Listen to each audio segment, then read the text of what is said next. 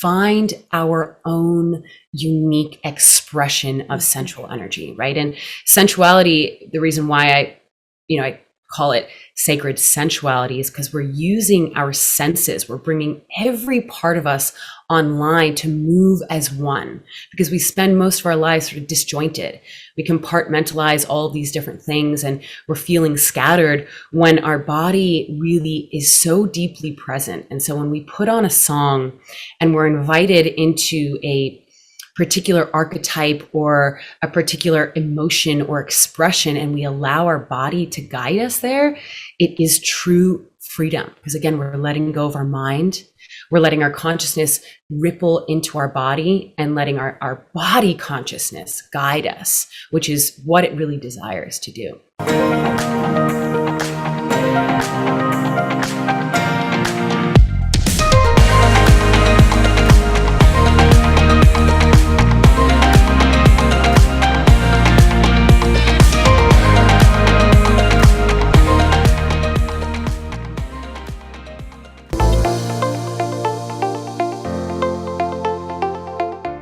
Well, welcome to another episode on Passion, Love, Pursuit podcast. I get to welcome Rachel Pringle. So welcome to the show.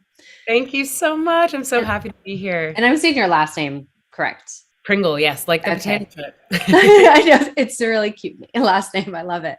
Well, I'm so happy to have you here. As we were talking about, I know you talk about so many different subjects, and I really want to focus around harnessing sexuality, sensuality, and that wild woman archetype. So we'll go really deep into that and we'll see where we flow.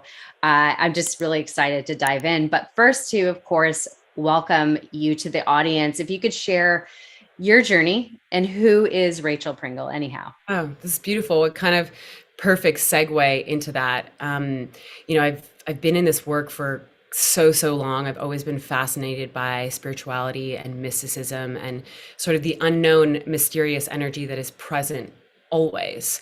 And at a very young age, I came into my sexuality and sensuality. I would say, but before I was even 7 years old, I was learning how to masturbate and feel these things. And as I got older, I would say in my teens, it was a challenge to sort of recognize how I could harness this energy. And in my late teen and early 20s, I got into some trouble, you should say, by expressing my sexuality and sensuality in a way that created destruction or intimidated people or really just created disconnection.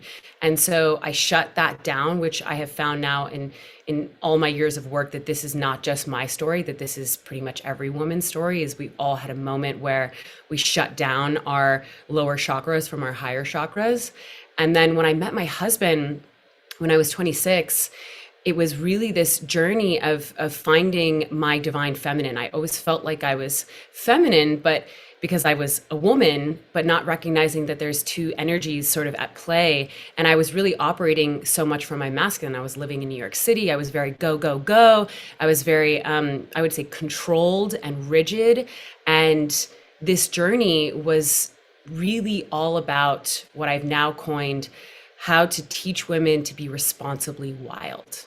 Right? How to harness and cultivate our sexual and sensual energy so that we can use it as a gift to the world, as a radiance into the world that is creating massive transformation and change in a positive, uplifting, enlightening manner versus sort of destruction and chaos and volatility, which is what I find that most women experience, myself included. So it's been such an exceptional experience to, the first creating Wild Woman was really intentionally for myself. I was like, I need to create something where I can freely exercise what it is that I'm feeling in a sacred, safe container so that I can allow my feminine energy to reveal itself through me. So it's been incredible. And now that I feel like I've really grounded into it, it's just my absolute passion to share it with the world. So beautiful. So beautiful to hear how you articulate all that. I love it. Well, okay. So as you mentioned, very often we learn what we actually need for ourselves. And then when we're like, oh, I get it now, I want to share it with the world. And so obviously you're doing that in all the teachings you now share in your offerings. But So just to ask you one specific question, if you were to define who you are today, who is Rachel Pringle? I would say a permission to liberate people to be their highest, most celebratory expression. Mm, beautiful, beautiful, beautiful. And you also mentioned how, as you were feeling that you were, that you felt like you were holding back that sexual energy and you were suppressed and everything. How did you, number one, recognize that? Because some people might not even recognize they have this block. So how did you recognize that? And then what were the steps you took to kind of remove those layers that possibly were suppressing you? Mm-hmm. It's beautiful. The first moment that actually pops into my mind was making love with my husband and recognizing that there was this block towards deeper intimacy. I was closing my eyes. And he was helping point it out. He's like, when you're in pleasure, you're very internal, right? You're not sharing this energy with me, because I was under this sort of subconscious illusion that this energy wasn't safe and that it was bad and destructive and chaotic and volatile. And so he really is such a pivotal part in my entire evolution of giving me permission to express using my voice, using my sounds, and to really embody the sense of wild when you're in a safe container. And I think the energy really is having this awareness that none of us are taught any of this, right? No. We're not taught how to harness our energy, how to communicate, how to express our emotions, how to express our anger, our rage, our shame. And so at this point, I was also very deep in my spiritual practice. We would practice Kriya for 2 hours every single day. And I was deep in my self-love meditation. And this download for Wild Woman came through because I was going on the internet, and I've said this in so many different podcasts, and this was years ago now, almost 10 years ago, and it wasn't as prevalent as it is now, thank goddess, right? And it was all from a man's perspective. And from my perspective, it was rigid. And even my spiritual practice at that time felt rigid. And I was really craving this sense of fluidity and sensuality and freedom, and the ability to understand that my version of sexuality and sensuality is valid, right? There's so much out there around sexuality. Obviously, pornography is a huge one that's sort of teaching women that this is the way to be sexual.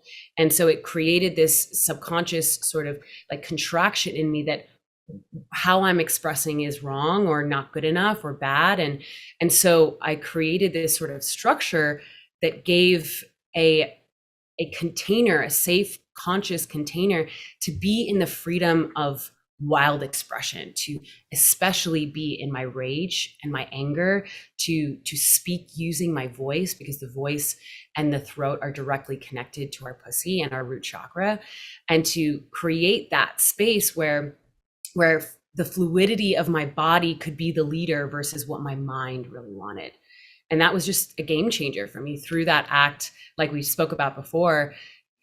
Teaching others, that's part of my human design, is the way that I integrate. So as anytime I receive something, the next thing I do is teach upon it, because I know that that's how I embody it fully. Oh, that's so beautiful. That's so great. And you mentioned how so much of society kind of forms these beliefs that this is the box we're supposed to fit in, and this is what's right, that's wrong. So I know you talk about the dark and the light side and how both of those can coexist at the same time, that dark doesn't necessarily mean evil. Light, obviously light is good, but you could integrate them both. So if you could share with us, what's your view on that? And, to give people a different perspective of how to look at it possibly. Yeah, it's beautiful. I think I would actually say, from my perspective, it's imperative to unite the dark and the light. It's that quintessential yin and yang symbol. That's how we are intended to be. And again, through the programming and conditioning of our society and through religion, mostly, it's our darkness has been condemned as evil and demonic. And so we're sort of, for the beginning of our lives, in constant resistance to this thing, which means what we resist will persist. And it comes out in these convoluted ways, which therefore continues to confirm that this thing is bad, right? So it's not really associated as this beautiful, sacred, holy thing, which I believe it is. And when we can really make friends with those parts of us, that's when our light becomes even more powerful. And then the opposite sort of end of the spectrum is the light, which I think we see so much probably in the earlier years of the spiritual community really blasting, is this sort of attachment to ascending and enlightenment, and everything is like how to leave the body, how to be in your higher chakras. And I think that's incredible, but you're missing the understanding and realization that we are in a physical body. We've chosen to come here to be embodied. And when we combine these lower chakras with our higher chakras in alignment, that's when we really access our full life force Shakti energy. And when we focus that into something, we're unstoppable. Mm. I love how you express everything. It makes you feel like, or when I'm listening to you, I feel so empowered. Like all this, it's something that you want to really absorb and take in, truly. And I love how you express everything. So I know I really want to bring forward the idea of this wild woman archetype. So if you could kind of share for people that don't know, what is the wild woman archetype? Because I think a lot of people have a misconception, possibly what it might be. Yes. Well, for me, from my perspective, the wild woman archetype is someone who is in tune with what is, right? Who is working with the energies at hand, who is connected to the earth, and therefore the earth being a symbolism of their physical body. So they're embodied in their own energy, right? They're not just stuck in the head, they're embodied, they're moving with the flow of what's around them, and they're really creating a united front. Right? It's all about unity of connecting people together, right? The energy of wild, which is why it felt so aligned for me to take this on as a brand, is wild has gotten such a bad rap. When you think of wild, you think of a woman on top of a bar doing shots and flashing her breasts. And again, that's society sort of condemning this part of us. But when we're wild, we are really in tune with our instinctual, intuitive nature. We are going by what our body and being are guiding us towards versus what we think by societal and conditioned programming we're supposed to be or supposed to do or supposed to look like. And it's interesting because it can look similar. You know, a wild woman can also be on top of a bar dancing, but it is an invitation for everyone in the entire room to embody that energy versus look at me, I need validation, I need attention because I trade my sexual and sensual power for power or money or attention or validation. And so this is really isolation. And the wild woman archetype, really embodied, is liberating everyone who's around. So creating the safety for you to meet another person, woman or man, or they or them, to feel completely at home with who they are because you are completely at home and you are mirroring that back to them. That's so beautiful. And would you say that, because we all, or us women and also men, we have these archetypes and they're all a part of us. Am I correct? Like every archetype is a part of us. It's just harnessing that power of that archetype, which I know the wild woman archetype, it seems like it's mostly embodiment. Like it is body expressed. Am I correct? Yes, that would be my perspective. It's so beautiful. Again, recognizing that there's been this sort of preconceived notion for so many years that spirituality exists just in consciousness sort of up here, and we're missing the element of this 3D world, and we want to bring the consciousness that is here dropped down and grounded into our body, and then we can really transmit it as an energetic, frequency that will open people much more than idea or philosophy. Like people always say they'll forget what you said, but they'll never forget how you made them feel. Yep. And so you were talking about when we were going back to you feeling sexually suppressed and everything when you were younger. For anybody that feels or is starting to kind of get the clue, like, oh, maybe I am holding myself back. Maybe I'm not really embodying who I am, or I don't feel free to embody who I am. what's kind of the beginning steps to kind of, number one, recognize that awareness, like really what's going on, and then how to start the process of really cultivating that wild woman? The first immediate thing is the safety to express our anger, rage, and sadness, because that's what we're feeling, right? When we've lived under a mask for so long, there is this anger that's in us, and it's really right on the surface. Like if you're just poked the wrong way or said something to you, it's like right there, and we're hysterical because there's so much self-inflicted aggression. I want to do this, but I can't do this. I feel like doing this, but society tells me no. So we're operating from this sort of stagnant, rigid place. And what we really need to do is give ourselves a safe space to fully express. And I think oftentimes rage and anger gets this bad rap because usually it's pointed towards someone or towards a thing. And that's where it sort of gets us into trouble. And that's why, for me, it's so imperative to continuously create sacred, safe spaces where you're just expressing it freely, right? So for me, that rage practice is one of my favorite things to do. I do that in pretty much every single course. Every single aspect of breath work is the freedom to express using sound, using our body, shaking, and giving ourselves permission also to express to people that we felt have inadvertently held us back, or we have chosen to decide they're going to hold us back, to be able to express it to them is as an imaginary person, so that it's that noise, that chaotic energy that gets condensed in our physical body can be free. And then once that's been freed, there is this spaciousness that equals a direct connection to our intuitive voice, right? And then we're able to hear our own truth, right? Because so many of us are living based off of an external authority. This is what I'm supposed to do, how I'm supposed to act, look, be, express.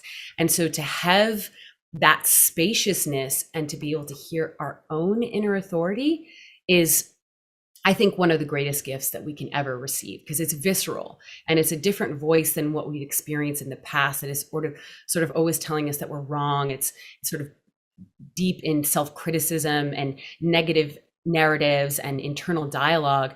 And then all of a sudden you're greeted with this voice that's like, you're it. I love you. You have this power. And I just got chills when I said it, because it's, all of us know it.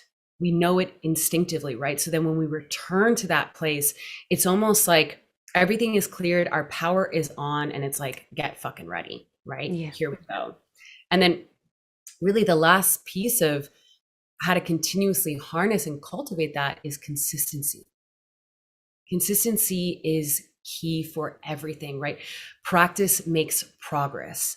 Practice is creating basically a sacred, safe space within you to be your own guru, to be your own master healer, to have your own back, to relinquish this idea that you need someone else to help you, but you can help yourself. Then you can ask for help, and it comes from a totally different space, right? It comes from an empowered space versus a disempowered space. And I think that all of us, really, truly, any human being, we're sort of grappling with this power battle our whole lives, because we're constantly thinking that power comes from outside of us, when power really exists in an infinite well within us. We just have to basically turn the faucet on. Yeah. Oh, so well said. And I think a lot of people probably know this now, that we have trauma that gets trapped in our body and emotions that it has to come out for you to fully heal. Otherwise, it will always come out one way or the other. And so I know some of the practices you do, it is that, like the shaking, the using your voice and everything. So I think you have 5 ways to release trauma. What are the practices you have in your courses? I always use breath work. My husband has created a breath work modality called pyramid breath that was a direct download for him, and that has been such a profound tool for us. The energy purely alone of using your breath to heal yourself, which again is leading us into this energy of we are the master healers. We're returning to the infinite divine intelligence of our own body, which again makes us feel so empowered. So breath work is an absolute must for me. I do breath work every single day. I did it just before this call. And then shaking, shaking out the body. We see this in nature. If an animal is getting into a scuffle, they shake their body. It's helping to release that sort of stagnant, pent up energy. Using the voice, right? Specifically as women, this is so vital to return to that empowered place of being able to speak our truth. Obviously, there's many different realms of it. Learning how to consciously use our language is one of them, but really creating space where you can use your voice to channel your energy. It's to scream, I did an amazing workshop in Estonia, and some of these women had never screamed their entire life. Oh, sure. So because you're told that it's obviously like not good. don't get, and you call it sacred rage. So that's one of the things you're talking about, is actually like letting it all out and screaming it if you need to, right? And here's the thing, everyone always needs to. Wow. Like it doesn't need to be that you're screaming in any particular way. It's just being able to give ourselves permission to express at a volume that invigorates and activates and awakens us, right? And that's why the idea of sacred rage is you're not pointing it at a person. You are creating a space, and you're really just in a dance with the divine, and the divine wants your full expression. It's going to meet you with more love. So absolutely sacred rage again and again and again.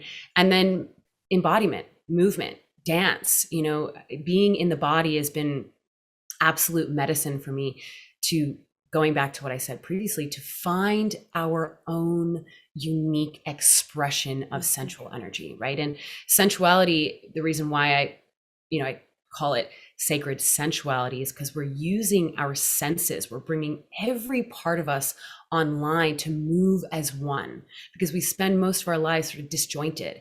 We compartmentalize all of these different things, and we're feeling scattered when our body really is so deeply present. And so when we put on a song and we're invited into a particular archetype or a particular emotion or expression, and we allow our body to guide us there, it is true freedom. Because again, we're letting go of our mind. We're letting our consciousness ripple into our body, and letting our body consciousness guide us, which is what it really desires to do. Yeah. And then the last thing is pleasure, pleasure, pleasure, pleasure, pleasure, pleasure, pleasure, pleasure. Really giving ourselves permission, especially as women, again, to feel pleasure, to bathe in our own pleasure, to recognize that our pleasure is for us, not for the man or the partner or an external thing, that it is feeding our creativity, our endeavors, our life force energy, our expression, and being able to find that sweet energy that is you and your own pleasure. You're conducting it on your own. You are harnessing it. You are cultivating it on your own, which is deeply empowering. I think that's so important for women to hear, because I think that some women think that pleasure is always for the man. And yes, to fully, as everybody knows, you need to love yourself first before you could love another fully and completely, right? So that's a way of integrating the love for yourself, is allowing yourself to receive pleasure in any form that is desirable to you, right? So, and really allowing that. And, it is challenging, I think, for some women. Again, that's why we have people like you teaching how to, break down the walls that is holding you back from receiving that. Yeah. And you spoke early on about the divine feminine, and I would love everybody listening to, and again, that I know this episode is mostly geared for women, but of course it's so great for men to learn about women. And, it goes in benefit for both, right? So the divine feminine also needs to work in sequence with the divine masculine. So if you could share, what is what does it mean to really embody the divine feminine? Mm. I'm like so overwhelmed with joy that this is what we get to do now. Uh, and it's great because I think it's so much more present today. And I think a common conversation that's being had right now, especially in a lot of women stepping into CEO positions and being an entrepreneur. Of course, when you're an entrepreneur, you operate a lot in the masculine. And today, I think people are recognizing that there's something off, and we need to return to this balance and this flow of both. Yes. Because of course men and women have both those energies. I know for myself, actually, this is kind of why I want to have this conversation. I have been operating for a long time in my masculine, and a lot of things I love are actually in my masculine.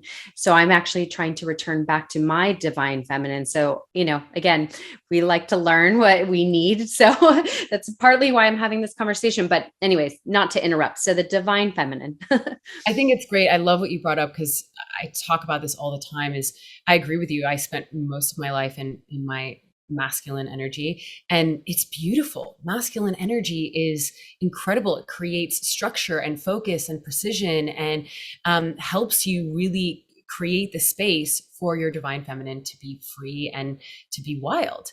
And a lot of the time when we're doing this work, there's this idea that, okay, my masculine is this high.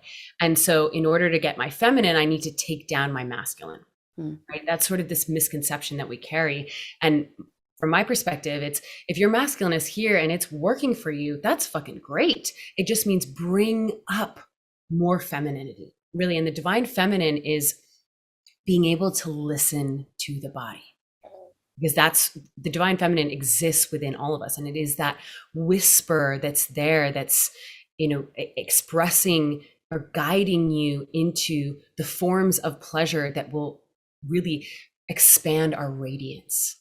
Right. And that's the thing, is like talking about CEOs, and there's this sort of misconception that a woman can be weak because they have emotions.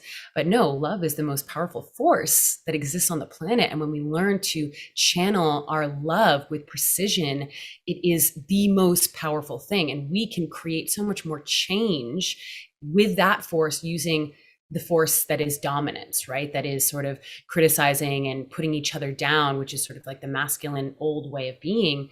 And the masculine energy wants that too.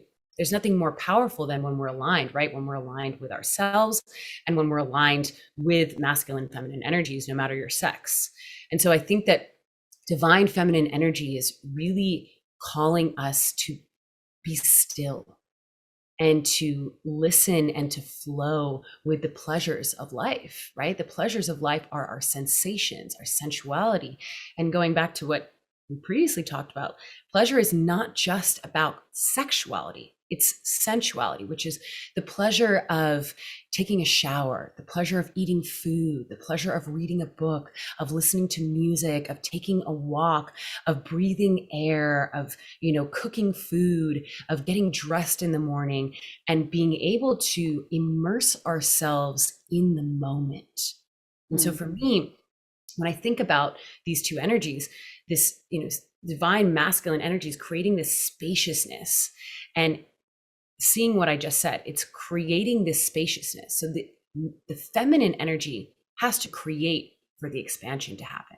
So it's really our sort of job to be in this like juicy, beautiful energy on a consistent basis, like doing the things that activate and awaken that part of us where we feel alive, we feel enlivened, we feel ignited, and letting that be our practice, because it will only equate to more space, more creation, more space, more creation. Beautiful, beautiful, beautiful. And you spoke about sacred spaces, which is so critical. What is, or what can you recommend for creating your own sacred space, maybe sharing yours, and possibly, I don't know if you have a morning practice, evening practice, but just to kind of hear what's yours, and then what is your tips for creating one?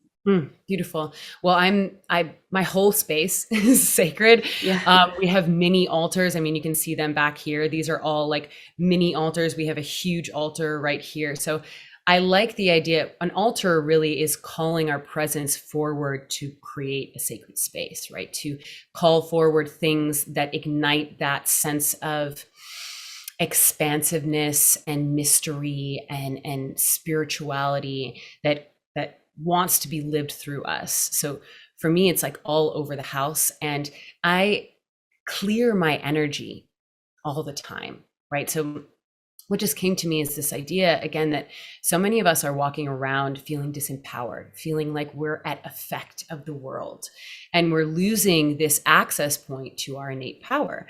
And so I really always, for all of my girls and all of my courses, empowering us to recognize that we are the creator of our reality. And so if you want to clear your energy, do that. And I do it literally all the time, all day. You know, as soon as I wake up, I'm doing sage and I'm doing Palo Santo, and I do a clearing mantra, which is whatever energies, entities, beings, cords, or connections that are not here for my highest good, I command them to be removed right now. You know, and I use that kind of thing. I set the space. I'm always aware of my space, which therefore makes it sacred, right? Beautiful. Because you're aware of this like holy energy.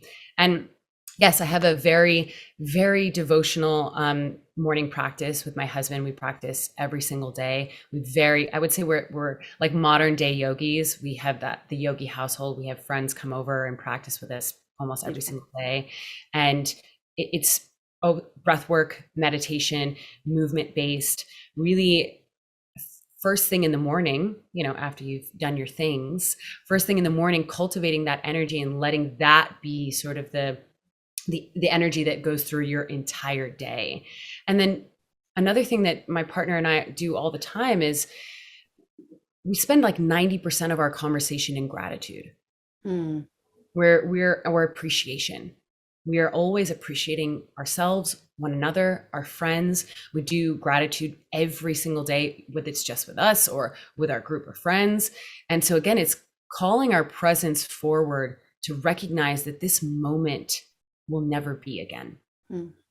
And to sort of realize, you know, this is something that's very present with me. I think the older that I get, I'm 35 now, that time is so precious. It really is like the number one thing, right? So how to be discerning with our energy and with our time so that we are continuously coming back to this spacious energy that allows you therefore to channel divinity and sacred, you know, spirituality to come through you and guide us in the moment, because that's really what the universe wants. It wants to be working in tandem with us all the time. Yeah. And you speak about breaking patterns. So if, you know, obviously creating this sacred routine is a good way to break unhealthy patterns, but is there anything else you could say to that for somebody that, you know, is obviously listening to this episode to really learn how to embody their sensuality, sexuality, and embrace fully who they are and express it in their own authentic way? So breaking those patterns that have not been serving them, what would you suggest? There's three things. Number one is the awareness. Like awareness is it, right? When we can see that there is something, a narrative or a pattern that is blocking us from what we feel we want to be. That's number one, right? Okay, I'm aware that I'm doing this thing or I'm not doing this thing and I'm in this pattern. And then the two other things is recognizing that we are habitual beings, right? So in order to break a habit, if you're learning something, you need to practice that in the first 48 hours or you'll lose it, right? So if you read a book or you know, are listening to a podcast or watching something and you feel inspired, as soon as it's done or later on that day, put on a song, shake it out, do some breath work. You know, pyramid breath is all over the internet, and get into it immediately. And then the third aspect of that is make it consistent, right? It takes 21 to 30 days to create a new habit. And then I remember one more thing, the realization that when we are learning something new, we are going to fail or fall down, right? And the way that I like to view failure is the only way we can actually fail is if we try something, we're not good at it, and we stop and never do it again. Failure in the other way is just fine tuning and refining and understanding and learning, okay, this is how I'm going to do it. So the metaphor I always like to use is when you're riding a bike, You know, when you're riding a bike that you're going to fall. So prepare yourself for that and don't let it stop you. Let it be an exciting moment where you get to realize, okay, when I turn the bike like this, you know, and I push on the brake, I can fall. So the next time I'm going to turn a little less, I'm going to let go of the brake and let it be this really exciting thing. I think the energy to have that's most important is curiosity and discovery. What does this feel like? And to notice whenever you're doing any of these things, shaking, breath work, dancing, using your voice, practicing pleasure, how do you feel before and how do you feel afterwards? All of these things are visceral feelings. It's different than when you read a book and you can sort of intellectually understand, which is amazing. And I love reading all the fucking time. But it's different than when you can feel it in your body, when you get those chills, when you scream for the first time and then you feel that spaciousness. You're like, oh, fuck, okay, this is real. And then create that over and over and over again. So it becomes this new pattern that will inadvertently replace the old pattern. No, that's great. I love that. Those tips, especially. And speaking about your relationship, I know you speak a lot of the relationship with your husband, which is a sacred union. And for anybody that possibly, whether you're in a relationship or not, and they desire to create that, you know, that sacred union with their partner, and possibly, let's say they're not in complete alignment, that there's something off, how to, as the woman, just speaking to the woman right now, how could they start to bring that into the relationship if it's not there yet? Like, I know you share communication alchemy as key, which I completely believe, but what would you say to that for somebody that wants to create that type of union with their partner or future partner? I mean, communication is like, I would say after the movement-based practices that I do, you know, sound and breath, communication is the fucking key to our heaven on earth, because neurolinguistics are what create our reality, right? What is happening in our inner world is there for a holographic reflection of our external world. And so when we can embrace this energy of understanding communication in our own inner world, how we're communicating to ourselves, how we're speaking to ourselves, how we're thinking about ourselves, and then start to integrate that into our partnership, right? We are the blanket statement of there is no perfect relationship. You know, this is sort of like a fucking falsity illusion that lives in our society. You are going to do the work because that's what relationship is. And it's incredible when you have the willingness to go with it and to ride that cosmic wave, right? We are meant to be together in these unions and learn and grow and heal, right? And so when we can use our languaging to understand each other, to discover what's happening in their inner world, what's happening in our inner world, combining our worlds together, creating our value that we're striving towards, it becomes this beautiful dance together versus this separate sort of thing. I need you to do this in order for me to feel like this. I need you to act like this for me to feel like this. And we're sort of both operating from our trauma, which is totally normal. And communication helps us speak about our trauma and our wounding from a removed space versus from the actual trauma, which is puts us into a trauma response, and we can't even think straight, we can't even speak straight. So communication is really what I like to call, what we've been calling it, is like learning how to be a love Jedi, how to master energy, how to read a room, how to inquire deeper, how to feel into your partner or your future partner and create intimacy with trust, with connection, with communicating about the hard things. And in order to do that, we actually need the tools of how to do that. Exactly. And you teach this, and you have you have so many offerings. Obviously I know you have the Wild Women experience. Can you share what that is? And then a couple of your other offerings that are available now, just out of curiosity.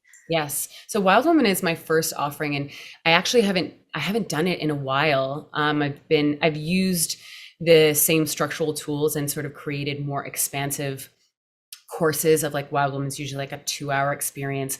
And now I've created Wild Rituals and Wild Erotic, which is going deeper, which is same sort of aspect, but really fun, really juicy, hour and a half long rituals where we get to go in over and over again in a sort of container of 4 weeks or 5 weeks.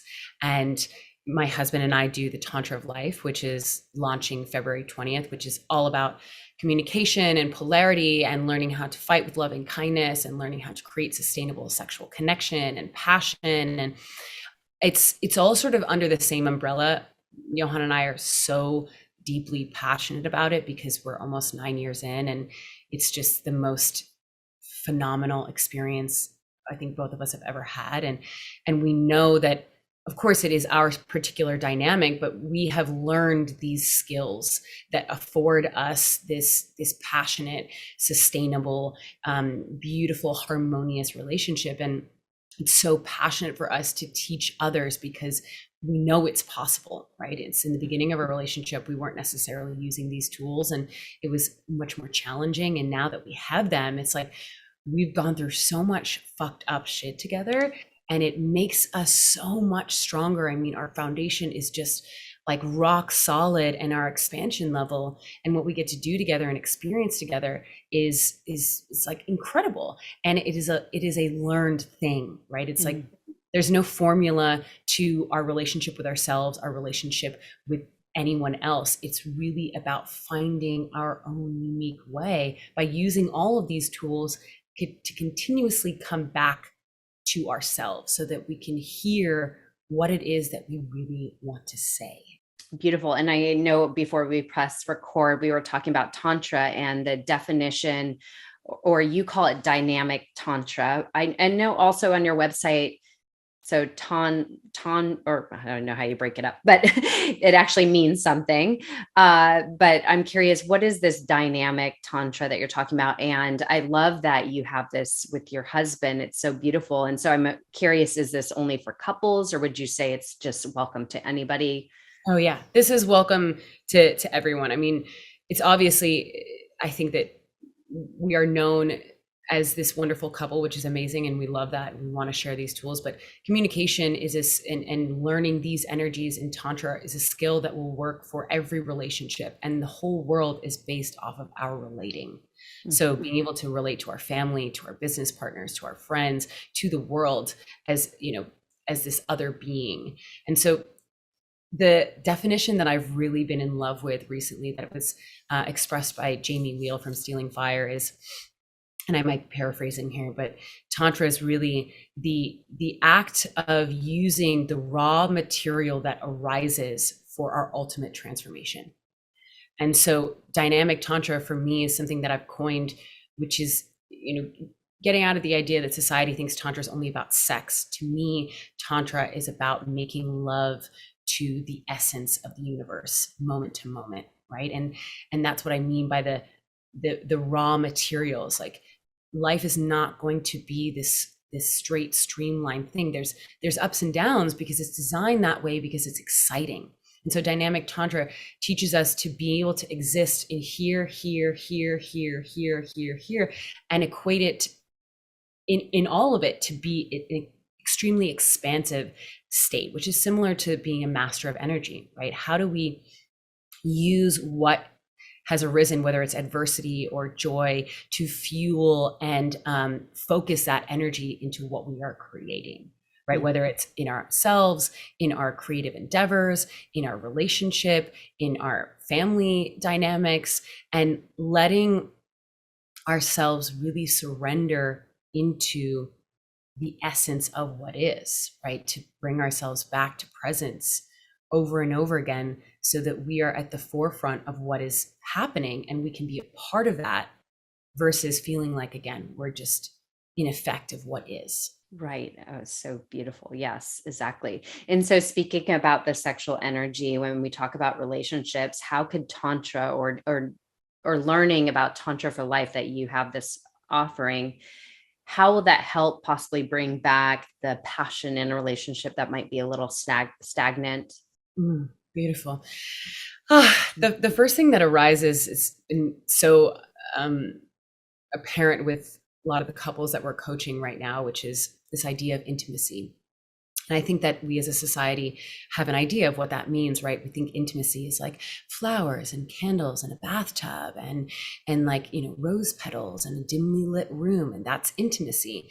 When for me and from my experience and perspective, intimacy is actually created through really challenging moments, through really vulnerable, where we feel deeply exposed.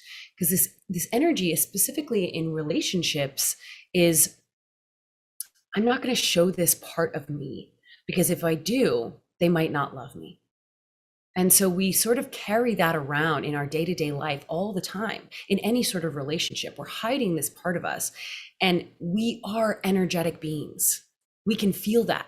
We can feel when someone is fully with us and when they're, you know, hiding a part or keeping apart something that they feel is scary. There's that energy that we can feel whether we're consciously aware of it or not. It's felt in our bodies. And so intimacy is really created through saying the things using conscious communication that we're afraid to say, and to sit in that space and to love each other through all of our moments. You know, Johan has seen me in every different expression, me being like out of my mind, losing my shit in full trauma response, where I feel a part of me feels, oh my God, this is the most ugly, you know, sort of thing ever. But because I am responsible, because I'm using conscious communication and I'm showing this, he's getting to see me. And in actuality, especially with that dynamic of masculine and feminine energies, that's actually the fire that they're craving. True. They're wanting that wild, untethered, responsible energy. And the same with for the masculine energy, when they are able to be fully present with themselves and their own darkness and their own pain and their own trauma, and to be able to speak to it, it is the most attractive thing, because it creates intimacy, creates trust. And when you have that, the sexual experience is just so much more heightened, because really, in actuality, when we're in that sexual expression, we really want to lose our minds. We want to lose the mind and be fully immersed in the body. So when we lose our mind, meaning we're not thinking about that thing I'm not saying, or that like, how does my boob look, or my stomach look, or this stuff, right? When we're naked in front of someone, not just physically, but spiritually and emotionally and mentally, then we can really give ourselves over to that Shakti Shiva, like fiery present combination that is what we're all craving sexually.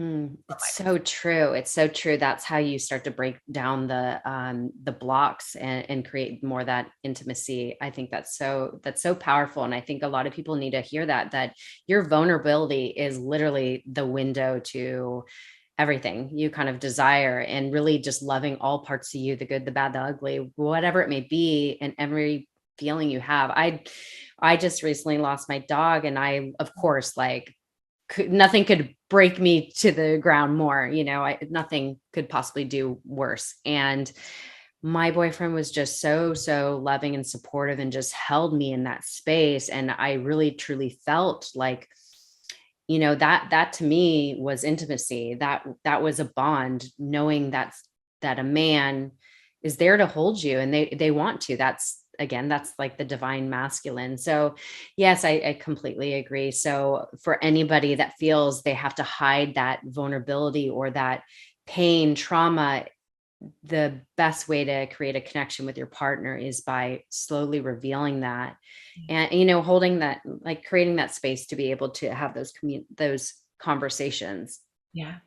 You So know, I beautiful. think the thing that it's so present for me with so many of my clients that I think is so important to speak to is like remembering what we've been saying the whole time, which is we all have masculine, feminine energies within us, right?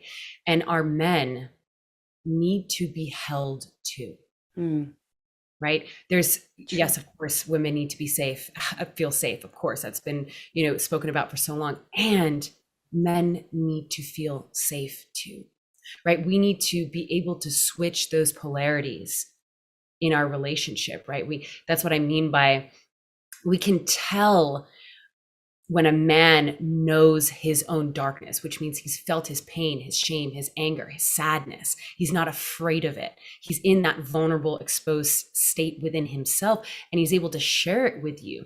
That creates such deep trustability. And in order for him to do that, we as women also need to create that space for them. So important that you mentioned that. And then of course, for the men listening, that is just, here's your permission. Like, let your guard down, express what you need to express. And a woman that is going to be your partner is hopefully going to create that container for you and welcome that. And that's such a beautiful way to live in a partnership, of course. So I think that's so beautiful. And I was going to ask you, as we mentioned, all the offerings you have, which are on your website. And I know you have a book, which is poetry. Is that right? Yes. What's it called again? Sacred erotic poetry. It's called Wild Open. Oh my gosh. I so want to get my hands on that. So I'll plug that in the show notes, of course, because I'm so intrigued by that. And if you were to leave with us in this episode, just to like close off, if you were to leave or give us something to take away that we could start to implement into our lives now to kind of cultivate that divine feminine and reconnect with that wild woman within us, what would you leave us with to kind of start to practice? The thing that I always say is becoming your own best friend. And what I really mean by that is consistently create time that is just for you and you. To be able to be still with yourself, to be able to be with your pain and your anger and your guilt and your shame, and to not judge it, but to just see it as a part of you and allow it to be there, right? That's the thing that creates that deeply energetic, visceral feeling. When you meet someone who's done that, you can feel it in them, right? So taking that time to make yourself the most important person in the world, because that's really the forefront, right, of creating our reality, that inner world of coming back to loving ourselves, loving our darkness, giving ourselves a permission to express and dance and move and feel ourselves fully. Every part is going to create a ripple effect into the rest of your life. Beautiful. And you probably answered that through my previous question, but if you were to leave a piece of advice, just anything that you could possibly, it could be anything, a life lesson, leave with us, what would that be? If we can learn the two things, the most important things I think for myself are to have the willingness to grow in every moment, to carry that willingness throughout the rest of our lives, and to learn how to take 100% responsibility for ourselves.